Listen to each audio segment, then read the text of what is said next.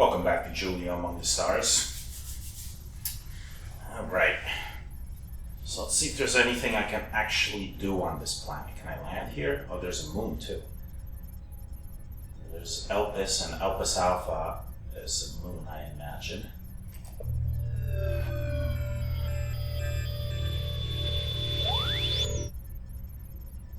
Elpis Alpha is a giant Mars-sized moon. The surface is covered by an endless layer of ice. It would probably be impossible to search for life as we know it in such a place. However, the atmosphere is mild and it should be safe to land on Elpis Alpha. One day on Elpis Alpha takes 9 hours and revolves around Elpis in 75 Earth days. Landable, cool. Let's check out Elpis itself.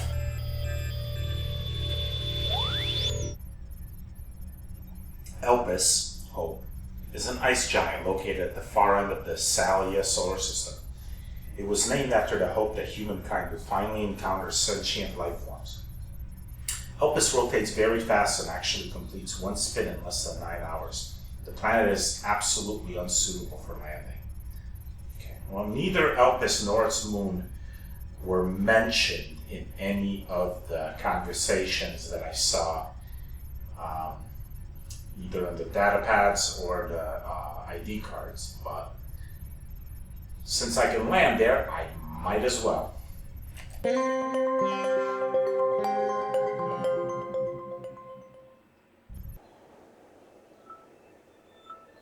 Well, something was here. It looks like some kind of facility. It's snowing. I remember snow. Back on Earth, but that was ages ago. I wonder if it's still snowing there. Are you all right, Rachel? Everyone I ever knew is dead, and this is how it feels to be alone. But you might return. If we track down the expedition, you might find a way back to Earth. And then what? Even if Earth somehow survived, and didn't meet the same fate as Xenophon, what difference will that make to me? I'll be a social outcast. A few centuries will divide me from the others.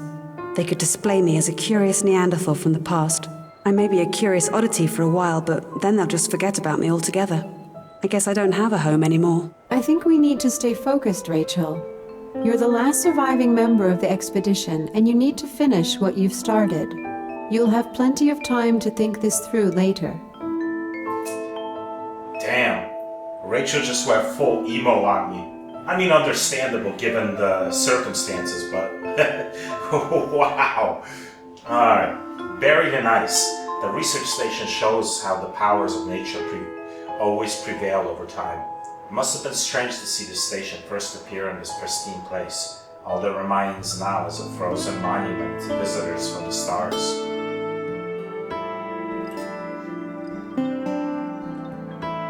Is that the only thing to click on, is destroyed station? Oh, there's another something. Okay, question mark. Flickering beams of light fall down through a large hole in the cave's ceiling and illuminate the enormous space. A large lake silently welcomes the unexpected guest who found his way through the ice. It seems as if this place is another world apart from the frozen surface, and one can marvel on all that humans still have to discover. For now, the lake waits silently. Wow, this place is so beautiful. Have we found an underground lake? I've gathered some contradictory facts. Do you want me to share them? Go on. First of all, the air temperature down here is minus 94 degrees Fahrenheit. However, the liquid in this lake is 50 degrees. Do you think there is an underground heat source capable of creating such temperature differences? I can't entirely rule out the possibility, but I don't think so. First of all, the temperature is constant throughout the whole lake. However, the lake banks are frozen solid, so the high temperature influences only the water. That's strange. Yeah, that is weird. If it was an underground heat source, then it would get progressively warmer as you go deeper. But it should be colder towards the surface. This doesn't make any sense. Like, how would a planet this far, because it said Elpis was in the outer reaches of the solar system, that far away from its star, be able to have liquid water? If this is water, maybe this is a liquid of a different kind, that has a much lower melting point.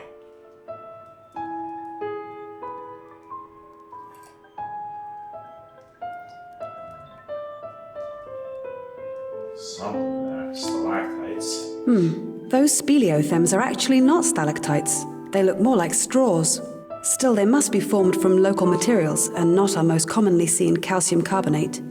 We can return here later, Rachel. I have a feeling you'll have more than enough time to explore this cave. Mobot, is this water? I don't think so. Do you want me to take a sample? Of course. I want to know what this is. Why the sudden interest? I'm an astrobiologist and... You don't have to tell me this, but you've skipped much more interesting samples for analysis, in my opinion. Then call it an intuition. We should analyze it anyway.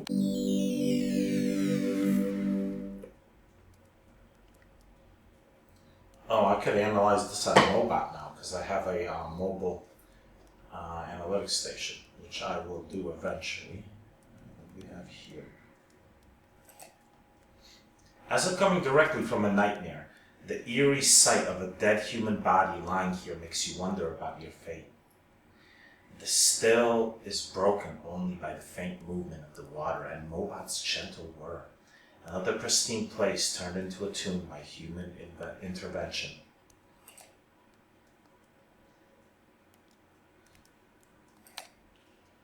Mobot, tell us more about the body. The face is battered beyond recognition. Can you identify their gender? It is a human male, probably around mid-30s when the accident occurred. The body is quite well preserved in this temperature. It could mean he wasn't lying in the water for too long. Acquire a test sample for us. What was he doing here? Did he get lost and the crew left him for dead? Observation. There is something lying on the ground next to him.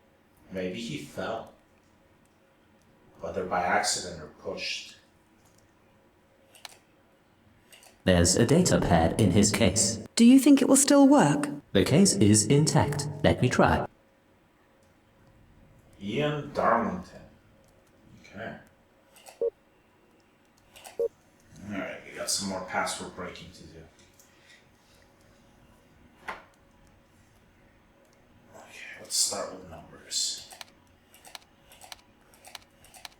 Doesn't look like he uses numbers, but we'll go through the other ones just in case. Oh, there is a 1. Okay. Alright, so he uses the number 1.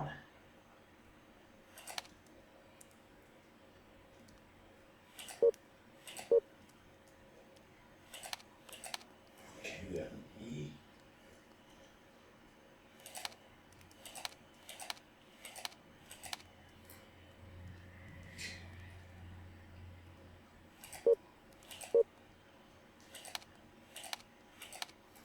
I,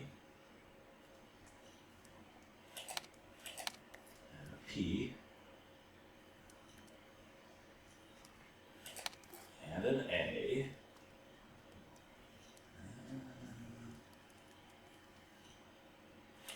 and an S, Elpis, Alpha 1,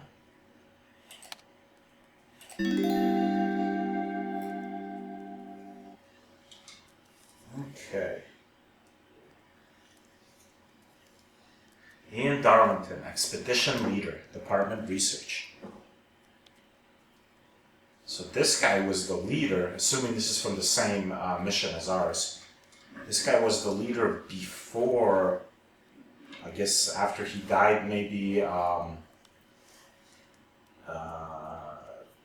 what's his name? Andy Lark became the leader. Anyway.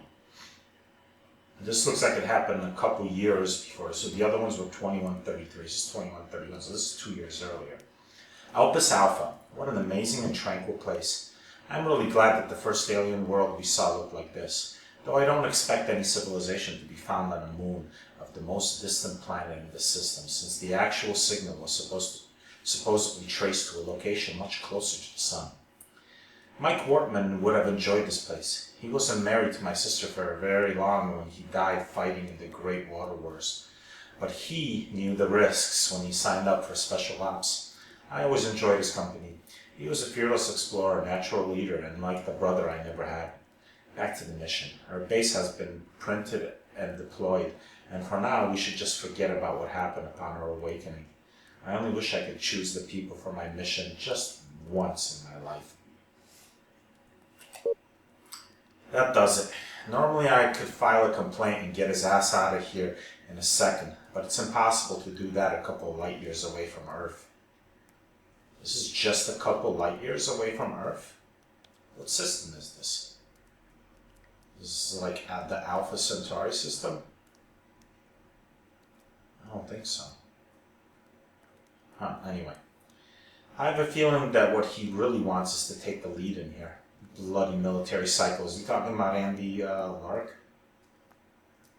In other news, we've detected some peculiar seismic activity at this place. We need to investigate this more. I mean, the heat source could be the gravity from the planet it's orbiting. Maybe the orbit's not exactly spherical, and it tugs and pulls from like tidal forces, I guess. But it still doesn't make sense why the water would be uniform temperature. It would, if there was a heat source at the core, it should still be warmer towards the bottom. Anyway, there's a 3-day gap here. Even after our hard training, it's confusing to think in a different month/year cycle. I really admire Benjamin. He can do this in his head and even recalculate everything to Earth days. Crazy. I have a feeling that some of the crew is becoming impatient on this icicle, but it's not like we have the chance to explore any place in the solar system again. Better check this moon thoroughly before leaving. This mission cost me more than the last 3 wars, so we need to earn our pay. Another thing that idiot will never understand. I am getting quite suspicious of the story about Rachel Manners. Oh good, they're talking about me. For one thing, a lot of things simply don't add up and I want to dig deeper. Why would she do what they say? And more importantly, how could she have ever made it through training if it was really true? Of course, there is an eyewitness, but their credibility is another issue. Moreover, I have the feeling that I am no longer the expedition leader and that others are actually in charge. It looks like this was already planned before the mission even started. I hate politics. You and me both, Ian. You and me both. So I wonder what it is that I was accused of and that got me essentially imprisoned in cryostasis. Someone has been tampering with my data pad. I see a login from yesterday while I was gone. Someone must have guessed my password, so I would change it to something less obvious. I have my suspicions about who did this. Barf discovered a potential approaching Elpis alpha seismic activity. We should probably pack and leave soon. If the consequences are what he describes, we might have some real problems in here. Maybe that's why their station up above was destroyed. It was part of an earthquake, maybe. We better be far away from this place if this happens, or just off the surface. I've registered another attempt to break into my data pad. I asked Benjamin for video footage from the security camera. What a lucky break, I accidentally left my data pad in view of the camera. Hey. Alright. The footage revealed the obvious. Andrew Bloody Lark once again. If he didn't have so many friends around, I would have already kicked his ass. However, I have to be super careful. He has managed to take charge, and I believe he wouldn't have any problem getting rid of me on this frozen world. And he seems to be pretty good at getting rid of people. I am very skeptical about Ms. Manners and her being cryo-jailed. The whole story reeks of his big fat lies. Yeah, things are looking really bad for Andrew Lark. We need to leave in a few days since this place will probably fall apart. Today I confronted Lark at our crew meeting. He didn't take it too well, but that's his problem. I'm sick of his super ego, and someone had to burst this personal bubble. We are standing on an alien planet. That's a moon, actually. And the last thing I need is someone so full of himself. He got offended, but he should get over it. This is not kindergarten, after all. Lark asked me to discuss the mission privately outside the station tonight. Oh, did Lark kill him? Did he push him off a ledge or something? He claims he knows something I should hear about before attacking him again. He is rather sheepish, even apologetic. I guess meeting resistance is something he didn't expect, and it made him rethink his actions. Great. If I get him on my side, this whole expedition will be so much better. Here's hoping for better days. Yeah, that's probably when he got pushed off. Still can't say for sure it was Andrew, but something's going terribly wrong here. Maybe something got into Andrew Lark in one of these places, or just isolation or whatever going through space got to him and he got into like super paranoia mode or something. I don't know. Strange things. Strange things.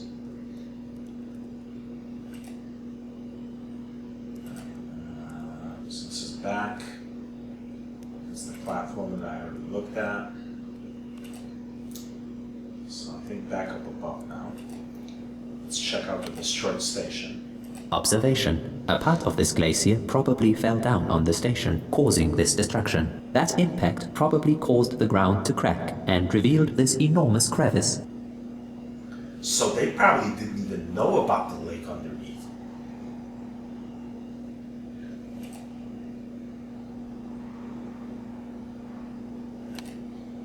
The entrance is completely frozen. I can't enter. We need to find a way to get inside. We have that laser gun. Does it still work? Could we shoot the snow with the laser and melt it?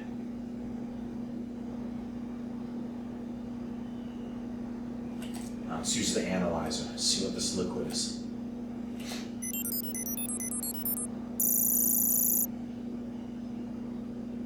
What a strange and complex liquid. This goes beyond my understanding. Well, I didn't get to read it.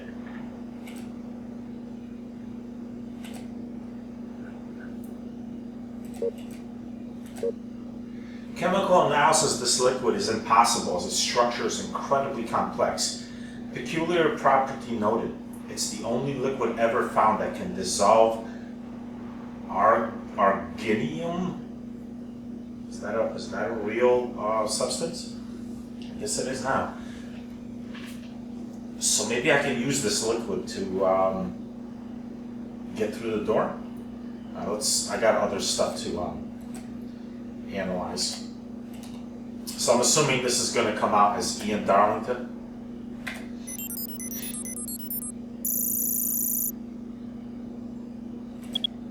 The well-preserved remains of a human male, probably in his 30s. Cause of death: fall from an extremely high place resulting in injuries not compatible with life.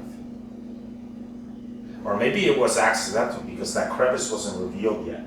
Maybe an earthquake happened and that's when he fell into the crevice, because if that crevice hadn't been revealed yet when they were there, then Andrew Lark couldn't have pushed him, off the edge into a crevice because the crevice wasn't there yet. Yeah, it is Ian Darlington. Alright, interesting. So can I use the entrance is We need to find... Can I use the liquid that we have maybe to melt this? I mean, that water is warm. Can we get a larger sample of it? I only have a little test tube. Can we go back down and get a larger sample? No, it doesn't look like it. The only places I can use are the platform and back outside. Okay. Maybe I need something from another planet. Let's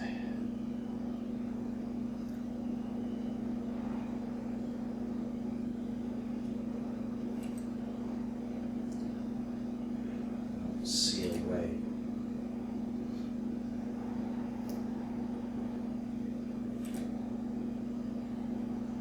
wish I could use these objects. I should use the laser gun and just shoot this, assuming the laser is functional.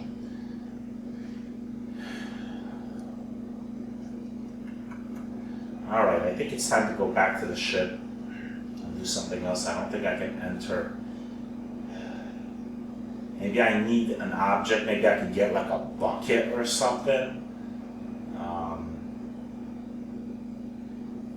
Be weird. Too bad this like probe, this Mobot doesn't have like maybe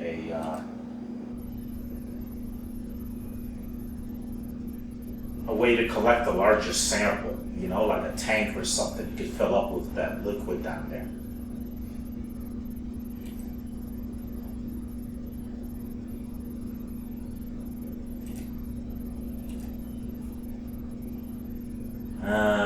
Okay, I'm probably gonna need another upgrade for him, is what it is. Maybe like a larger tank. Gotcha. So it's probably time for me to go to a different place in the solar system.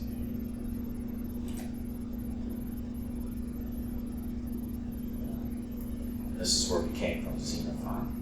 Okay, well, this seems like a decent place to leave off, and we'll head on over to a different planet next time.